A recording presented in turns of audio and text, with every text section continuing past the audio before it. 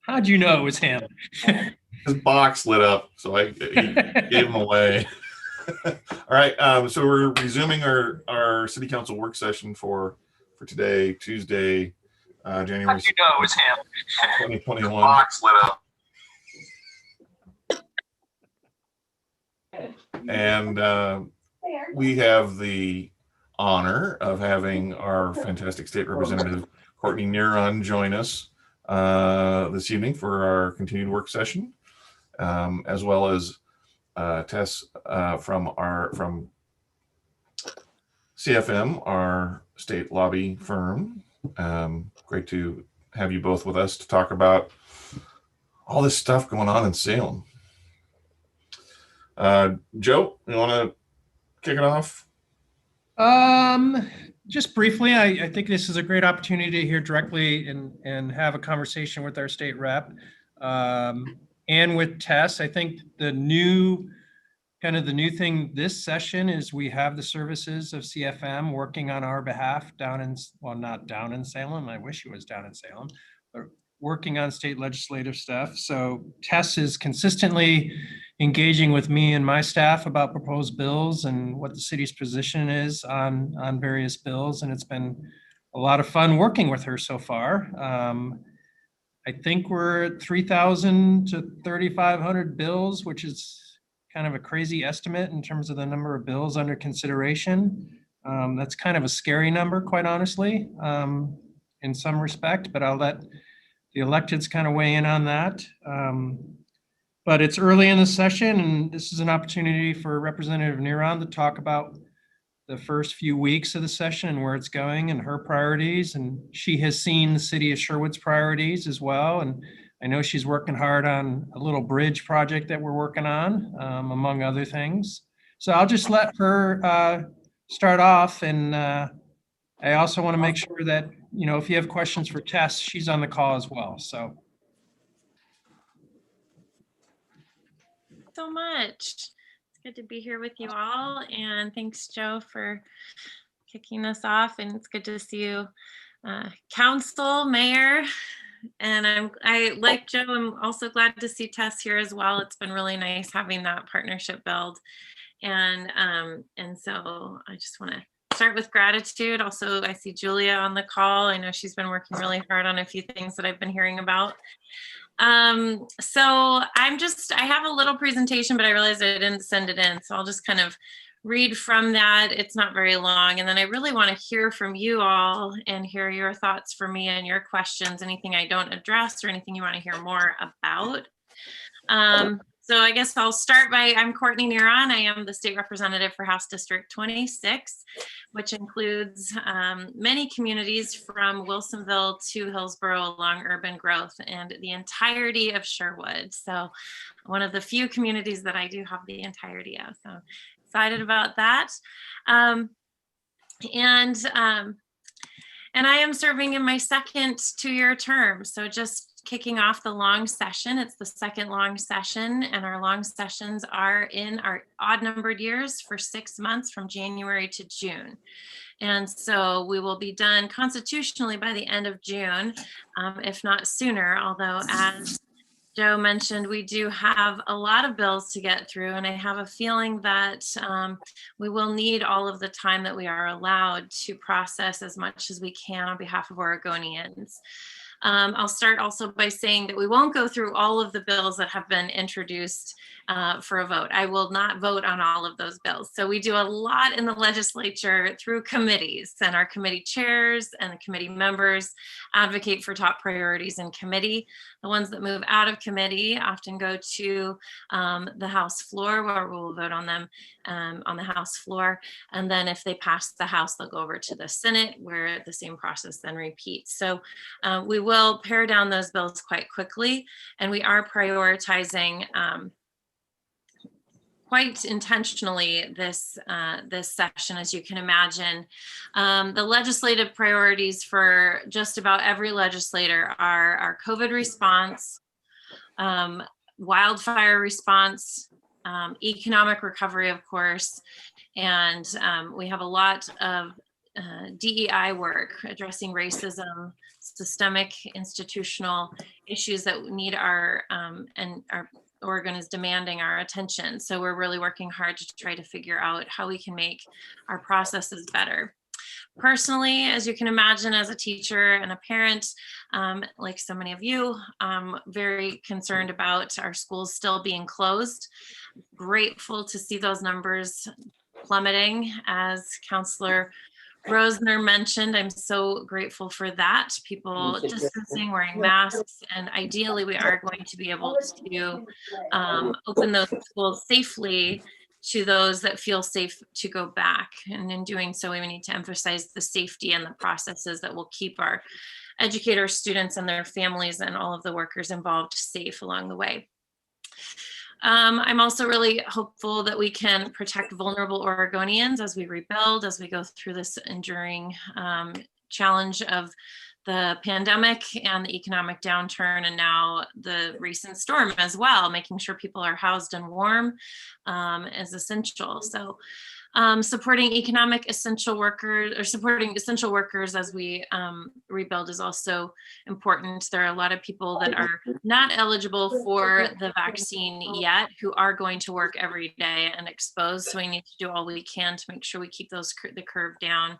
And so many who've lost jobs during the pandemic. So my office, again, as always throughout this whole year, has been really helping our constituents connect to unemployment insurance, yielding all of the good ideas that are coming in from constituents who are living the experiences that they need to have addressed. So keep reaching out to my office, and at the end I'll mention my email and phone number. My committee assignments, as I mentioned, we do a lot in committee, slightly changed, and I'm thrilled. I loved my committees before, but I've been advocating for more attention to early childhood, and a lot of other legislators have as well. So we have a phenomenal committee that has returned. It was not there in my first session, but was there previously, just focused on early childhood issues. We are taking head on the childcare crisis in Oregon. Prior to COVID, we had a childcare desert statewide, meaning we have more young children than slots available to serve them in preschool or childcare. And so we'll be taking that on, as well as other developmentally appropriate conversations for early childhood. I am the Vice Chair of Education again, and I'm thrilled to be in that role. Really looking forward to supporting the chair in her vision to have student-centered, equity-centered policies moving forward. And we're really looking at the K-12 and the higher ed conversations in that committee. I'm also on the housing committee and thrilled to be there as well, learning a lot in that committee. That's a really important committee to our district. As you can imagine, we are building quickly in many of my communities, and housing is a top conversation throughout the district. In addition, I serve on the School Safety Task Force and the Fire Service Council. I serve on a gender responsiveness in the Department of Corrections work group and a behavioral health and education work group that I led to continue conversations about how we can respond to the mental health crisis in our youth across Oregon. Relative to early childhood and education, again, focusing on a safe return to classrooms as soon as possible. And specifically in the child care reform area, we're looking at House Bill 2503 is my bill to reform a lot of our employment-related daycare. 1/3 of our daycare sector is employment-related daycare, and we have some streamlining we can do and ways we can serve families better, as well as preparing us for potential federal investments that we hope will come our way. On the School Safety Task Force, we're looking to extend that, make sure we're looking at all hazards, as well as build in an equity lens, making sure that historically underserved students feel served by the School Safety Task Force as well. And one specific conversation we're having is that of alert systems in schools. Also working on bringing student voice into a lot of our processes, including a student racial justice council that would help to advise the legislature and the governor's office relative to potential policy changes. We're also looking at disproportionate exclusionary discipline for our BIPOC youth, and again, behavioral and mental health care access that's specifically culturally competent and linguistically diverse, as we have a lot of underserved individuals. And the Housing Committee, as you can imagine, we're addressing our pre-existing housing concerns and our crisis of lack of housing, and the added impact of COVID now, and so many of our communities have lost housing due to wildfires directly. So we're looking at supply, we're looking at cost, we're looking at houselessness. So a lot of intersecting issues there, and intersections with so many of our other committees, how housing impacts education, how housing impacts equity and access to affordable housing conversations, and how that's been historically challenging for many Oregonians over the years. As a general overview of my bills, I've got some bills to address victims' rights in domestic violence situations, looking at defining coercive control there. Investments in early literacy, unaccompanied homeless youth. We've been advocating for funding for our unaccompanied homeless youth, and I'm grateful that we were able to get the emergency board to fund that. And then also looking at equity in teacher testing, making sure that we are building a diverse workforce in our schools. Micro-credentialing our mental health care providers in our schools so that we're building trauma-informed professionals, and looking at a few changes to the Student Success Act relative to mental health as well. Working with Washington County on a zoning fix for a property right off of Roy Rogers Road. That's just a small section of road that's incorrectly zoned, and we're just going to tweak that, but it has to be done legislatively. I'm looking into and working hard on CASA funding for court-appointed special advocates for all of our children in foster care. And as well, I have a bill to continue the work that we began on brain injury legislation. We've got another one relative to documenting brain injury. And then specific to House District 26, so bringing it home a little bit, there's a lot of conversations about equitable housing, recycling legislation. In Wilsonville, there's a lot of talk about wake sports on the Willamette River, as well as the Aurora Airport Master Plan. We've got infrastructure investments throughout that I'm advocating for. The pedestrian bridge, as you know, is a top priority for our district, as well as the Boone Bridge is a top priority. So we're going to hope that we can take the pedestrian bridge into its final phases of funding and enter the Boone Bridge into the next phase of funding, which would be the design and engineering of that I-5 crossing, which we now know needs to be potentially entirely rebuilt, not just seismically retrofit. So additionally, both Clackamas County and Washington County that I represent are having courthouse conversations to invest in improved courthouses to really serve the populations of our growing counties.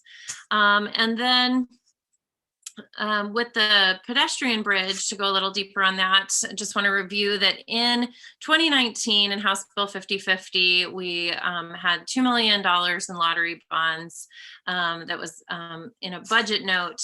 ODOT would be working with the city of Sherwood and reporting to the Joint Committee on Ways and Means in the 2020 session, which we did.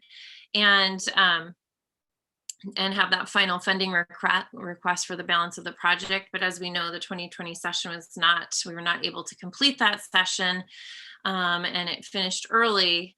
And then with the COVID economic challenges, we've got all of the lottery projects paused for the time being. So we are fighting again for that bridge funding. We are hoping that the state will come through with that final investment across the state highway, and on behalf of our growing Sherwood. And you can bet that I'll be there fighting every step of the way alongside you and with you. So for anybody listening that wants to reach out to my office with concerns, for all of you here, I know that you and I are all in touch with email. My email is rep.courtneyneron@oregonlegislature.gov. That's rep.courtney. Last name is Neron, like neon with an R in the middle. And my legislative phone number is 503-986-1426, and my staff check that every day.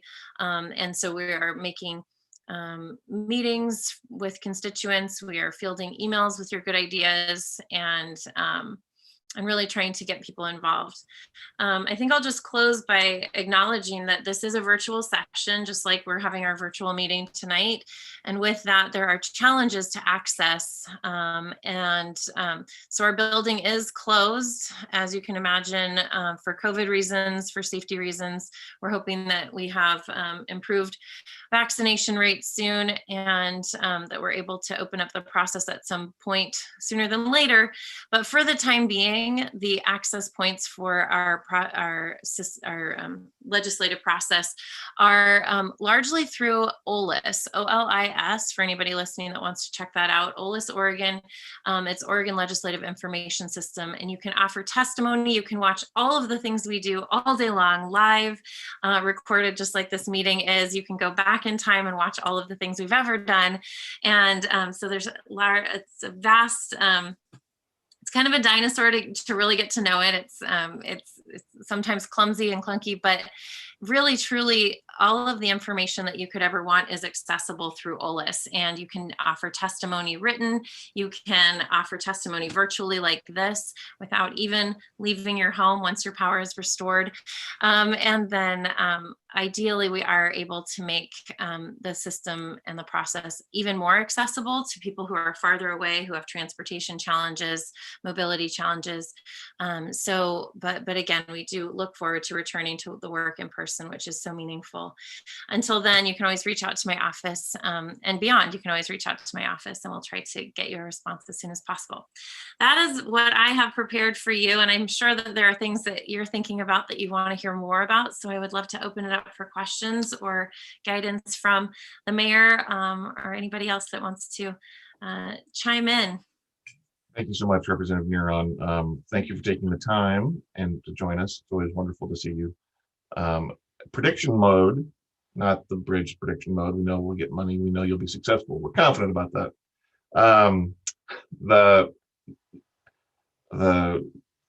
You and your colleagues get to review over 3,000 bills, proposed bills. How many do you think will get out of committee and to be voted on the floor when it's all said and done? I actually never totaled it up in the long session in 2019, but we are at this point just doing the committee work, so we haven't voted on anything on the floor yet. And I've heard that we might wait until April to start that. But my guess is that the amount of work that we're actually able to get across the final finish lines, there are so many steps in each bill's process, would be in I would guess the hundreds, probably a 300 to 500 range. But again, I'm not quite sure. Maybe Tess knows more about like the numbers that we typically tackle in a session. I would guess that that's going to be constrained quite a bit this time around. It does feel like there's a slower process. And it has a lot to do with the fact that we are trying to do things very transparently virtually. And in order to do that, we have to slow down just a bit. Yeah. Well, it's still a huge number, but it's a lot more manageable than 3,000 on the floor. Absolutely. That's a lot of reading time. But at this point, we are really focusing on the issues that we care about and the committees that we're serving on, and really trying to make sure that policies that we're bringing forward are well thought out, that they're work grouped. We've had a few hearings already on the bills that I'm championing, and in each of those hearings, new ideas come up, and we have had a couple amendments come through. So we'll be working through all of the changes after the input in the committee process, and hopefully have a lot of truly hopefully have a lot of bipartisan work, and historically the legislative work has been thankfully quite bipartisan. And so we'll hope that we do a lot of good work on behalf of Oregonians. And then, as you can imagine, there will probably be a few things that hit the news and are much more controversial. So, but we'll try to get as much good work done on behalf of Oregonians in this very critical year. I hadn't heard that. I hadn't heard that the Boone Bridge is determined that it actually has to be replaced. And so we just got that report back from ODOT within the last probably 2 weeks, maybe 3 weeks ago now. And we originally thought that it would be in the 80 to 120 range, 80 to 120 $1 million range to seismically retrofit it. With that, we're also hoping to have an expansion of capacity, because we have an on-ramp and an off-ramp right there that serve that local, as a local road. And so often that's the source of a huge bottleneck that backs up into Tualatin and sometimes even into Portland. But the report indicates that it does need to be rebuilt to the tune of closer to $400 to $500 million. So we are going to be looking for federal investment in that one. It is a seismic issue, and it is one that I'm going to continue to fight for. But we also know that there are a lot of bridges that are hopefully going to be in line for seismic retrofits. The Abernathy Bridge is a top priority for Oregon, but arguably, when you think about how I-5 divides, and we have the I-5 going through Portland and the 205 as well. And so there are options north of us, but all of that funnels onto the I-5 bridge in just south of Wilsonville across the Willamette River.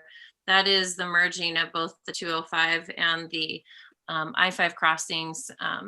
And so we really don't have options if that bridge is compromised in a seismic event. And so we need to make sure that we can access, say, Salem or California without going all the way to Redmond.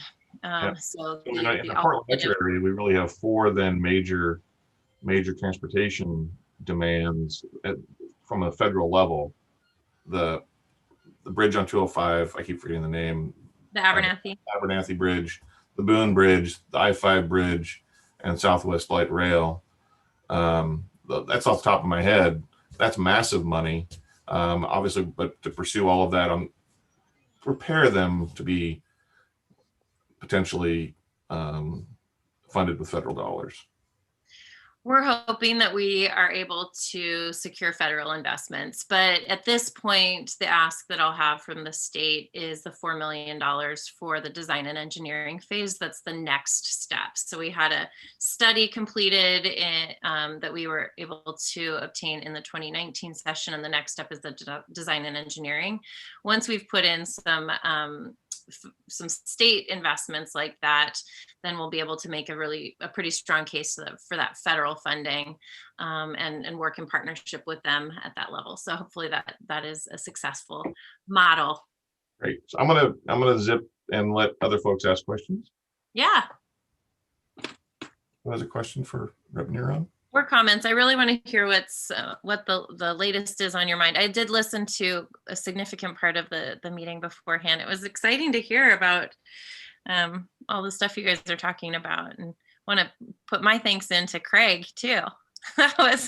There's so much work out there, and Wilsonville got hit really hard. It sounds like Sherwood got hit as well with the incredible damage to trees, but I had 2 inches of ice on the side of my car, and then much more on top. It was crazy. For some people, that was kind of like armor when the tree branches fell too. Right. Ice Doug, there. your hands up? Yeah. First of all, thank you for taking the time to come visit with us. I really appreciate it. I certainly have questions about some specific bills, but I'm not going to pepper you on those tonight. But there's a theme, that runs across a number of bills, but related to housing, related to education, certainly, some other areas, where a lot of these bills are removing local control. with a one size kind of fits all top down mandate from Salem on various things. And that's a concern of mine. I think it's a concern of many people I talk to in the community. Much like in Oregon, we often don't like when the federal government, hands down one size fits all solutions. I think, people of the city, feel the same way about, Salem doing that to the individual cities. And I think I always like the idea that, the government most accountable to the people is the government closest to the people. So, on issues that, affect cities, the cities having some amount of flexibility in responding to the citizens that they represent directly and that are their neighbors, to me is always more preferable, absent, when it makes sense. Obviously, certain things you have to do, the state or federal level. But this is a growing trend we've seen happen over the last several legislative sessions. And I think I'm seeing more of it and in many ways, even worse things, in some of these bills, that are really just stripping out local control to the point where at what point do we not even have city council anymore because all the decisions are made for us? And so this is a concern of mine. And I'd like to really understand, without getting into the specifics of specific bills, but where you sit on this, just in general and kind of what you're going to be doing to help us guard against that in Salem. Thank you so much, Councilor Scott. I would love it if you would flag for me the specific bills that you're concerned about so that I can look into those and hear your feedback on them as well. So feel free to address those very directly with me. We can sit down and have a Zoom meeting, or if you want to email me those concerns as well, so I can really take a look at what it is that you're concerned about.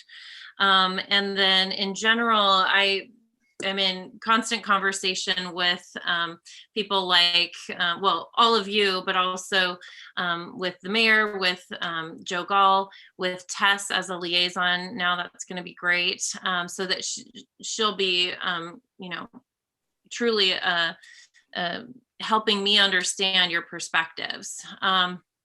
And I do that with all of my cities. I make sure that I understand the city's perspectives. And so I welcome that communication. So that'll be what I'm going to be really trying to focus on, is understand what my cities are saying about specific legislation that impacts the relationship of a city council with the state or their own constituents. So feel free to always reach out to me and express your concerns or support for different pieces of legislation. I'm not sure if that addresses your question. What am I specifically going to be doing? I'll continue to be in conversation with you and understand how I can represent you. And so I guess to rephrase a little bit, what's your philosophy on that in general? On the idea of removing local control to pass very directive legislation from Salem that kind of gives cities very little flexibility in certain areas. Like just philosophically, where do you stand on that? So when it's a statewide issue that demands a statewide response, that makes a lot of sense to me to look at how we can ask our cities to partner with the state. And beyond that, I think that, it really comes down to the individual issue. I'm wondering if this is alluding to a House Bill 2001 type of bill, where I know a lot of our cities did push back and really felt like there was far too much imperfection in that bill. And we are still going to continue to address things that need to be worked on in that bill. But that, again, addresses a statewide housing need.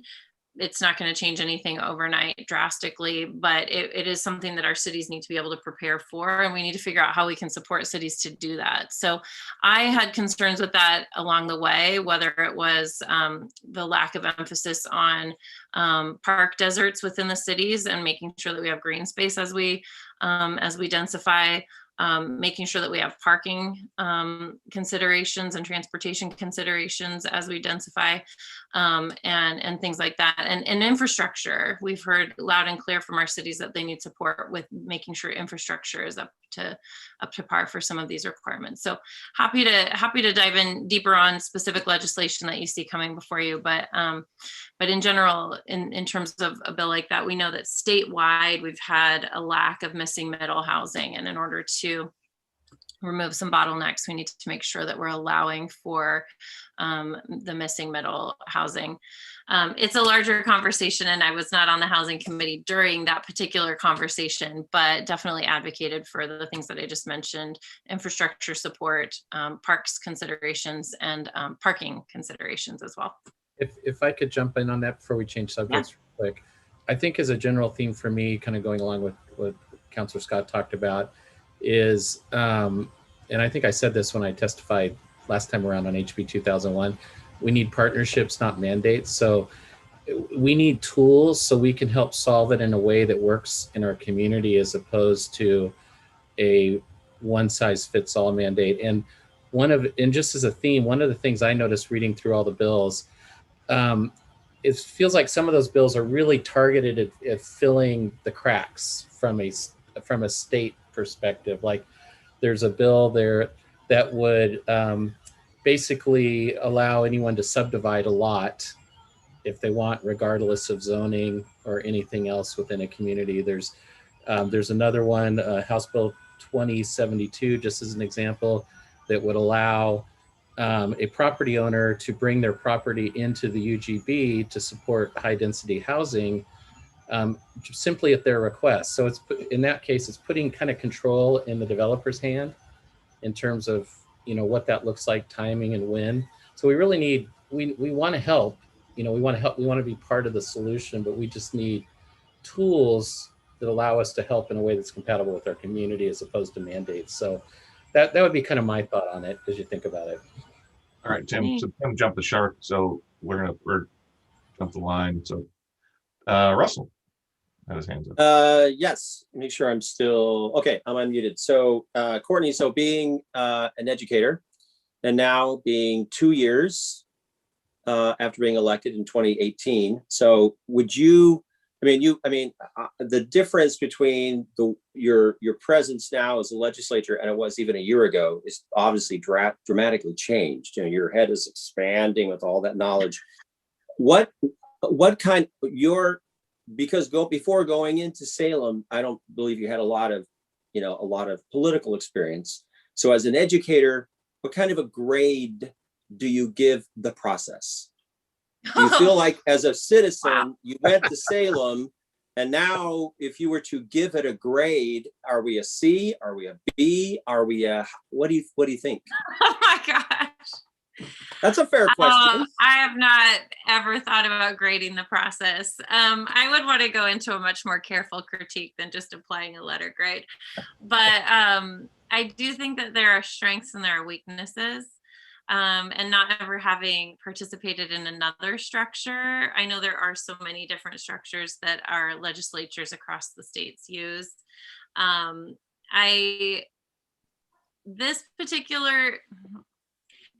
I feel like it's come up for me many times, the concept that democracy is somewhat of a large experiment, and it's always evolving. So we are continually addressing the flaws in our own system by design.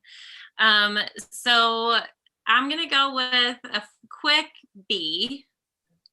But I think that we have a lot of growth we can still attain. I think that making sure that, and by that I mean,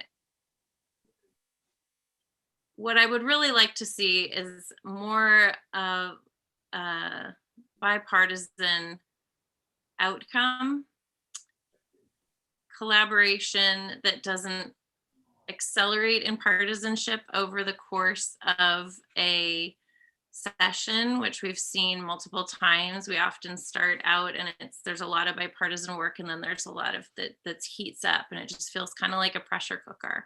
So how do we help diffuse that? I think that there is more work that Oregon is asking us to do than there is time to do it. So it feels somewhat rushed. And I don't think rushed decision-making is the very best way to go about decision-making. Now, we have a part-time legislature, but I can tell you I've been working year-round, and a lot of legislators have been working year round. It's not very sustainable as a part-time legislature. So we work with the long session in the odd numbered years, and then a 1 month session, successful or not, in the even numbered years. We didn't used to have that. It used to be a year on, a year off. I really appreciate thoughtful, deliberate process. And there are times when things go quite quickly. However, there are safeguards within that as well, to making sure that we're trying to do the people's work. So imperfect, yes.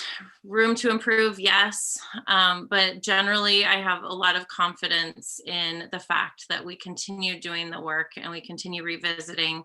We're going to do some fixes to bills that have been done in the past. We don't just walk away from legislation once it's passed. We make sure that it's serving the purpose and serving the people. And so I could probably go on. That's like a weekend seminar question, right? Yeah, and I'll be that's thinking good. about that. Like, how can we really critically improve this? And there are a lot of people that are. We even have a governance committee just looking at how we can modernize. For example, I would love for all of that OLIS, the dinosaur I mentioned, to be a little bit more modern and agile and intuitive for people that are kind of just emerging. Yeah. Thank you. That was very honest. I was just on the old side, and it is a little dated. It's not very easy to find stuff.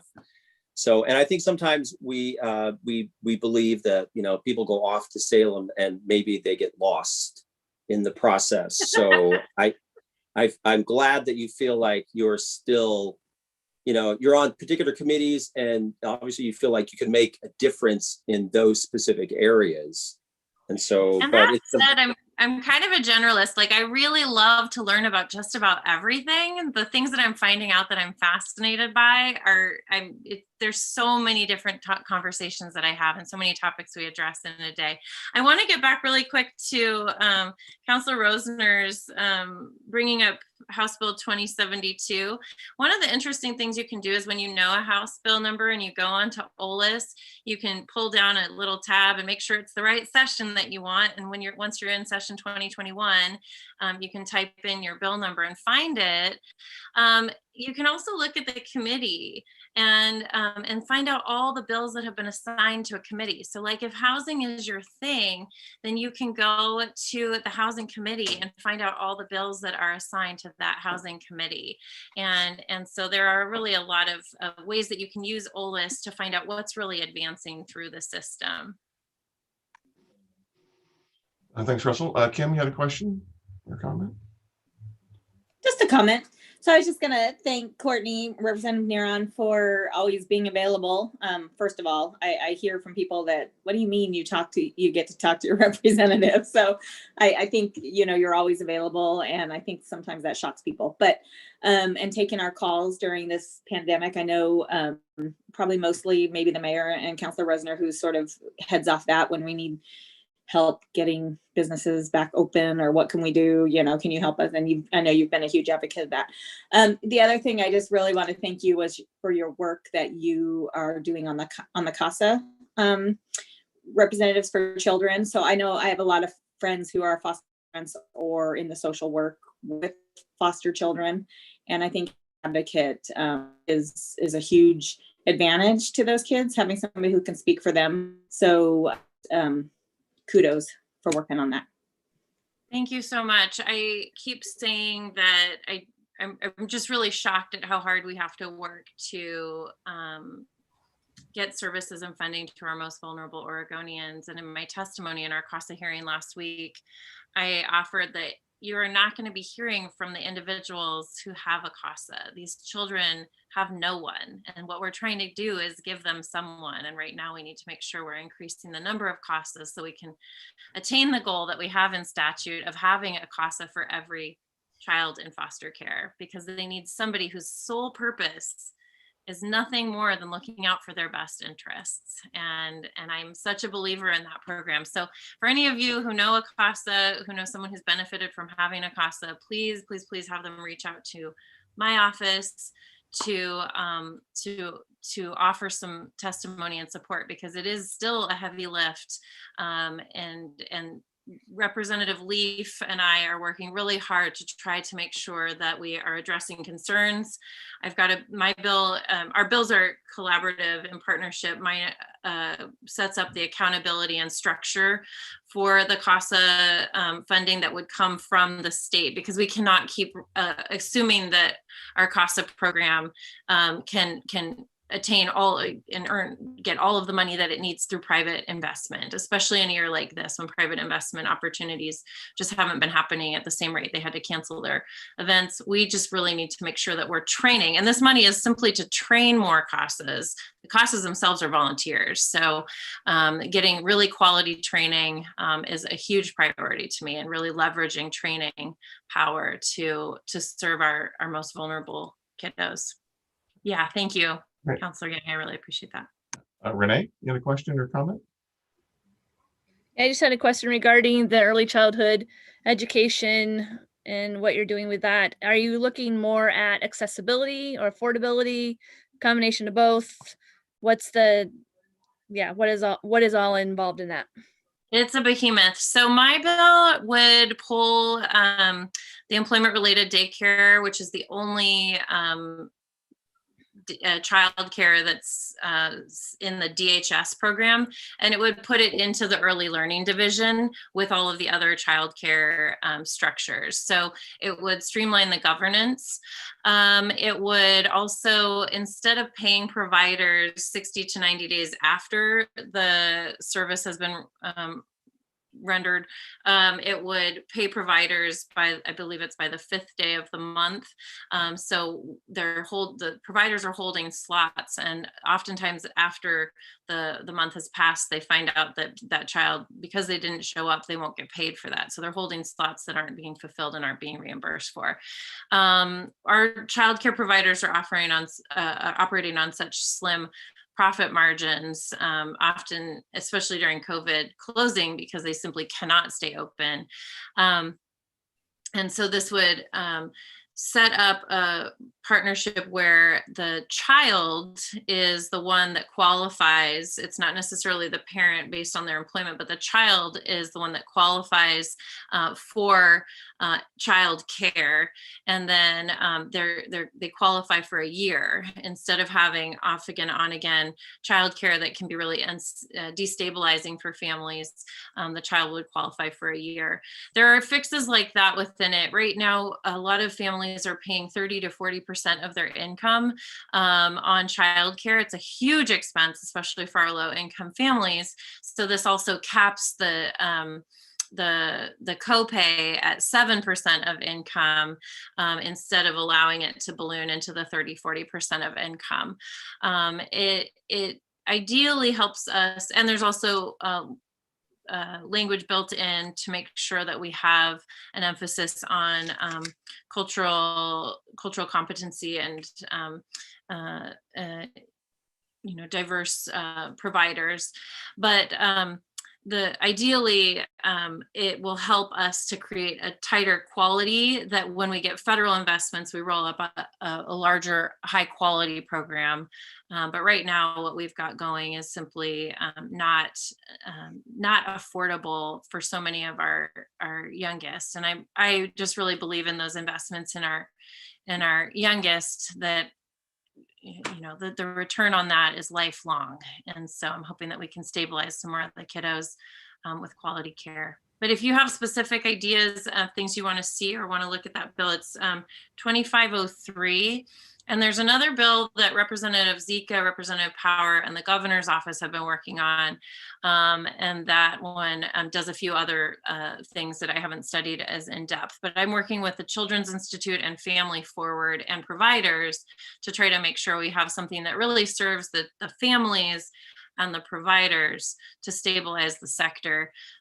We also, within that, need to acknowledge that a lot of our providers are working for very little pay, and it's a very important role that they're playing in stabilizing not only the family, but our workforce. And we've had a lot of ups and downs in our workforce that we know we need to make sure that when people return to work, that they've got a great place to send their kiddo for the daytimes. And so trying to address a lot of different things with that piece of legislation, but we'll have it. We were supposed to have the hearing yesterday, but it was canceled for weather, but we'll get that rescheduled and hopefully have a fairly robust conversation to find out what is feasible this year.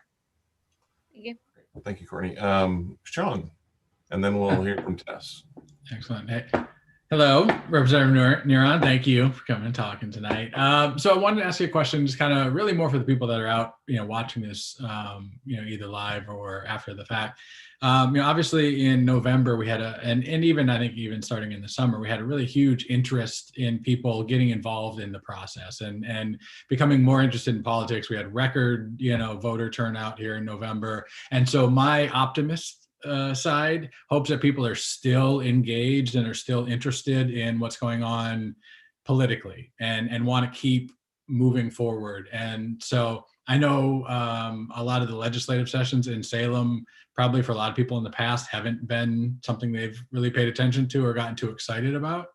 But you had mentioned, and I think it's an overlooked feature of kind of the silver lining here of the pandemic, is all the legislative sessions are streamed online now, right? And they're available online, so people can see what's going on in these sessions. Whereas, before, people would have to, go down in person. So what would be your recommendation, or what would you advise people who want to get involved in like certain bills, like you mentioned, like housing or education?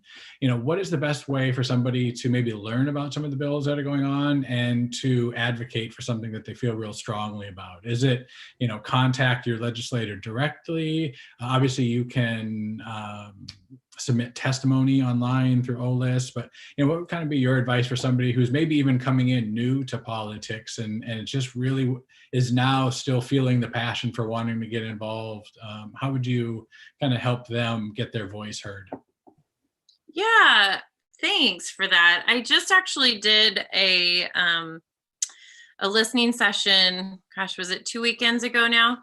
And I asked my staff after that, because I sensed what you're talking about is that people need still a little bit more guidance about how to get involved. And my staff is helping me set up an information session. I believe it's the 25th from 4 to 5 p.m., but I don't want to give wrong information. So that's just in pencil. And we are pulling in somebody that does trainings about how to use OLIS and how to get involved in city level government. We're going to put resources for how to be involved in the city. So I've got somebody reaching out to find out best contact information for each of my cities. But in terms of the state, I just do want to clarify that everything that we've done for the many years is actually traceable on video. So we just haven't always been in these Zoom boxes. So it would be like a video camera on a panel of a committee dais. And so you can still, you can watch things that we did in 2019 or 2015 or long ago, and search by committee in that year. So but I do want to, I am going to do an hour-long training about how to use OLIS, because as I've learned how to use it, I realized how much time I could save others by explaining some of the tips and tricks to finding information more quickly. I learn things all the time when I'm exploring in the details of OLIS still. And so it really does have it, it's just a well of a resource where you can find just about anything you want. In terms of staying involved, getting involved, I really love it when my constituents write to me, but I also really need to hear from people specific to the legislation that I'm considering in committees and that I'll be voting on. So if you have a specific topic, once you know how to use OLIS, and you want to go down into a bill text and just type in the bill text search bar, say your topic is, you could do something as general as housing, or you could do something as specific as like maybe electric vehicles, or maybe if you want to do building codes. And if you type in some keywords, you can actually find, maybe there'll be a few hundred bills with your particular topic, or maybe there will only be one. And you can kind of narrow down, is your issue represented? And so that's one thing that people who have a very specific interest can do. Also, if somebody has an interest that they know is not represented by a bill, a lot of our bills are generated by constituents. I have quite a few constituent bills. So when you see my name attached to something and you think, gee, that's random, a lot of the times it is something that a constituent has brought forward, and on their behalf, I've offered to allow for their idea to be drafted. So we have a few bills that are brought fully by constituents, and then they can champion it. We can incorporate that, and I can advocate alongside them or teach them how. So there are a lot of ways to get involved, but I definitely, when we hear from people, I often ask my staff to make sure, is this a constituent? I love it when constituents write to me, and it is always extra meaningful when people include their city that they're writing from, or that they're a constituent is something that I really care about. Hope that answers your question. That's also, again, a question I feel like I could talk for hours about, because I really want people to feel empowered. It does take a long time to learn. That learning curve is real, and how to engage. But if you also go to the OLIS website, the base page has a great resource now, and I don't know if it's always been there, but of how to do testimony, how to submit written testimony, and how to submit virtual testimony, signing in, offering, how to email the LPRO, the legislative policy research person for each committee. Yeah, it's very easy. And I think that's one of those things that, average Joe or Jane citizen thinks, oh, submitting testimony to Salem, might be this overwhelming. It's really easy to do, and so I hope people take advantage of that site and the opportunity to really let their voice be heard and lend support to something they feel very strongly about. Yeah, it can be as fancy as, a PDF letterhead, or it can be, type it in and push the send button in the offered box. So yeah, there are multiple ways to offer testimony. So I would, again, just advise anybody that's curious, that's seeing this, to check out OLIS, Oregon, and just start exploring. Awesome. Thank you, Courtney, for your time. We want to respect your time. We've had you for an hour to kind of get us a taste of what's going on and your perspective and our perspective on things. It's a long session, so we will invite you back, and hopefully we're able to have you join us, and we'll certainly be in touch on a regular basis, directly, indirectly. And the indirectly is through Tess, our wonderful head of our lobby team. So Tess, welcome to the new world of lobbying virtually. How's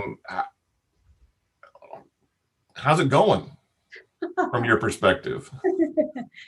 Yeah, I was gonna say, yes, it's such a joy, but no, I mean, it's definitely a new world. Yeah, just for those of you who don't know me, Tess Milio with CFM Advocates. Thank you for letting me, be here today. And thank you for Rep Neron for coming. I just want to say that it's so great to have you here, and that you're constantly taking my emails and calls. I'm grateful for that. And that, sorry, if you don't mind, I'm just gonna make a little statement about it, but I just wanted to say she's been really helpful on the bridge project. I know all of you are aware of that, but she is on the ground pushing that, effort forward.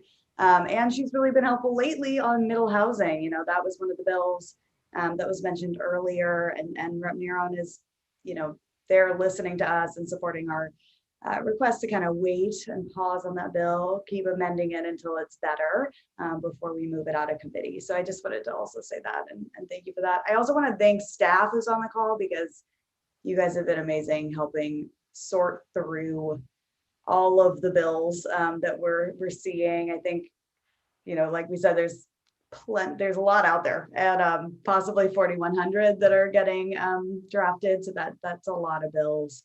So thank you for your expertise.